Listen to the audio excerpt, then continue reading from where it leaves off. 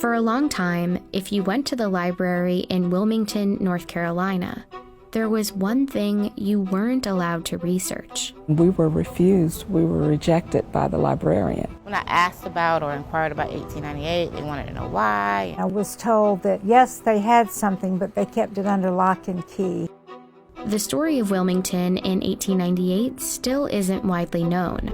What happened here on what's now just this empty patch of grass would radically change racial politics in North Carolina. This is the story of an American election, but also of something we don't usually find in American history: the violent overthrow of a democratically elected government.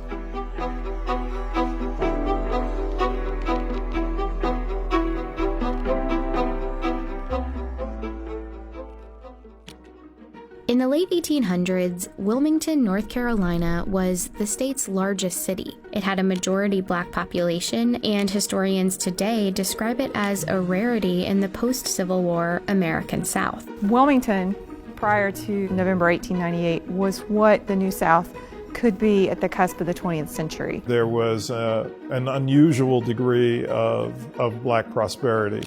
In Wilmington, there were successful black entrepreneurs, doctors, teachers, but also black elected officials. And for a time, that was true throughout the state. Take a look at the politicians on this poster of the 1889 North Carolina House of Representatives. Here at the bottom are black Republican representatives, some from Wilmington. North Carolina also sent 4 black Republicans to the U.S. Congress between 1875 and 1899. The Democratic and Republican parties of 1898 in many ways occupied opposite parts of the political spectrum than they do today. Most African Americans were voting for the Republican Party, and the Democratic Party was white voters almost exclusively. White supremacy was the central focus of the platform for the Democratic Party. Republicans in North Carolina were successful in part because of a third party called the Populist Party, made up of mostly white farmers fed up with the tough economic times. North Carolina populists joined up with Republicans to form what they called the Fusion Party. And in the elections of 1894 and 1896, the Fusion Party defeated the Democrats in sweeping victories statewide. That meant North Carolina now had a government that shared power between black and white politicians, including a newly elected Republican governor. Together, they moved towards reforms that would favor black Americans and working-class whites. This was something that the Democratic Party folks were simply not going to accept. A multiracial government wasn't just a disappointment for Democrats. It was more like a humiliation. They needed a plan to take back control of the state in the next election. So party leaders like Furnifold Simmons, future U.S. Senator, Charles Aycock, future North Carolina governor, and this man, Alfred Moore Waddell, came up with one: to beat the Fusion Party by luring white populist voters away from their alliance with black voters. Wilmington, with a large black population and a local fusion government in power, would be a focus of their campaign. The State Democratic Party Handbook for 1898 laid out their goal: consolidate the white vote by stoking white anger and resentment. It said, "This is a white man's country, and white men must control and govern it." Their most effective tool was the media. One of North Carolina's biggest newspapers was a Democratic Party mouthpiece. It ran racist political cartoons throughout 1898. Not everybody was literate in 1898, but to see a political cartoon of the type that ran, you may not be able to read it, but you know exactly what it means. Many of the cartoons were centered on the threat of Negro rule, even though the fusion government was mostly white. They also played up another fear. Black men threatening white women became a theme. White men need to do all that they can to protect white womanhood. This was all part of North Carolina Democratic strategy, but it echoed the national racist rhetoric of the time. In one speech that Democrats printed in a Wilmington paper, a prominent Georgia writer named Rebecca Felton said, "If it takes lynching a black man a day to protect white womanhood, I say lynch."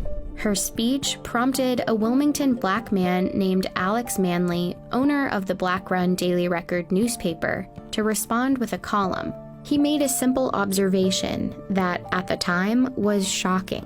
That white women who had liaisons with black men did so voluntarily and enthusiastically.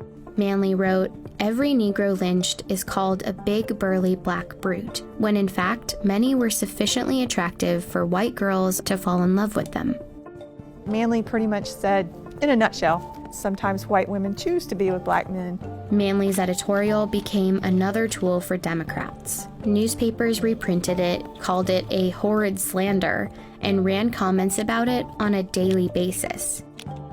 It was just a few months before the election, and white voters were angry. By the time the election rolls around on November 8th, black voters, Republican voters, had been thoroughly intimidated here. By all accounts, the elections of 1898 were a sham. The Democratic Party had a paramilitary group called the Red Shirts. They attacked and blocked black residents from voting. At a rally just before the election, Alfred Moore Waddell provoked the crowds. He said, "Negro office holding ought at once and forever be brought to an end, even if we have to choke the current of the Cape Fear River with carcasses." The votes were counted, and the Democrats won. Democratic candidates won every seat they had a candidate up for election in. But some local fusionist politicians remained in power because their seats hadn't been up for re-election, like the white Republican mayor and the Board of Aldermen. And of course, the election did nothing to undo the economic power black folks held in the city. The Democrats had won the election, but their goal of total white supremacist control remained out of reach. And so they engineered what was essentially a coup d'etat. The day after the election, at a gathering for white men in Wilmington, the Democrats unveiled a document called the White Declaration of Independence. It contained an ultimatum. Cynthia Brown, whose descendants were in Wilmington back in 1898, is a historian at her church where there's a preserved copy of the declaration from the next day's newspaper. We will no longer be ruled and will never again be ruled by men of African origin. They would strip black men of voting rights. They would give white men a large part of the employment heretofore given to black men. And as for Alex Manly, we demand that he leave this city forever within 24 hours. The next morning, hundreds of white men marched to the offices of the Daily Record. Manly was gone. He had fled to save his own life. They set the Daily Record building on fire. This is where it once stood. Once the white leadership destroyed Alex Manly's printing press, they destroyed one way in which the African American community in Wilmington could organize itself and keep itself informed. At City Hall, the mayor and Board of Aldermen were forced out.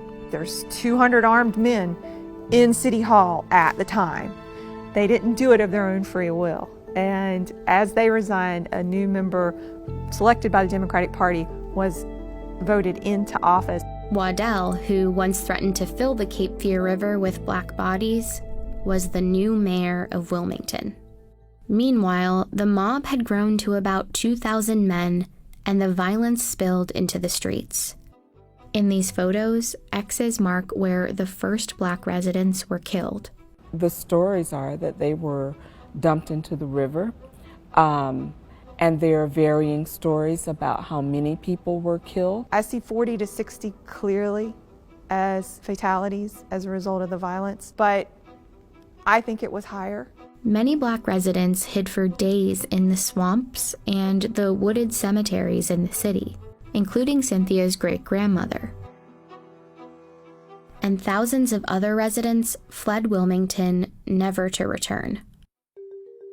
Shortly afterward, Democrats printed booklets celebrating a glorious victory, and in the newspapers depicted black residents as the instigators.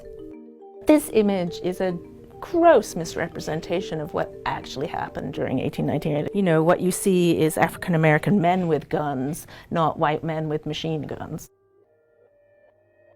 The city never regained its black majority population. Jim Crow laws like literacy tests and poll taxes that prevented black people from voting were immediately enacted, and Wilmington's spirit of black opportunity was crushed. Black political representation in the state was over. It would be 90 years until North Carolina elected its next black Congress member. Wilmington did a really great job of covering up a very dark past for a very long time. Over the years, the textbooks on North Carolina's history have struggled to accurately describe what happened in 1898. This one from 1933 says the situation was unfortunate for both races. And this one from 1978 doesn't have that much more detail. But they both praise Charles Aycock, a politician who helped perpetrate the riot. They say he had a keen mind and a kind heart, and that, in fact, he was one of the best friends that the colored people had in the state. It's a legacy that North Carolina has yet to fully undo. The names of the perpetrators are on Wilmington's school buildings and city parks. But the legacy is also bigger than those names. Turn on the news, and the state's long history of political suppression echoes. We turn to a strict new voter ID law in North Carolina. Racial gerrymandering and a push for new voting maps. The court says the Republican-led legislature redrew congressional districts along racial lines, violating the Constitution. There's a tremendous amount of intimidation that is still felt by the black community. It doesn't have to be mass mayhem and violence in the streets. The strategy shifts towards designing state laws in such a way that you could exclude blacks from voter participation. The subliminal pursuit of continuing the white Declaration of Independence. And if you don't see it for what it really is, it can happen all over again.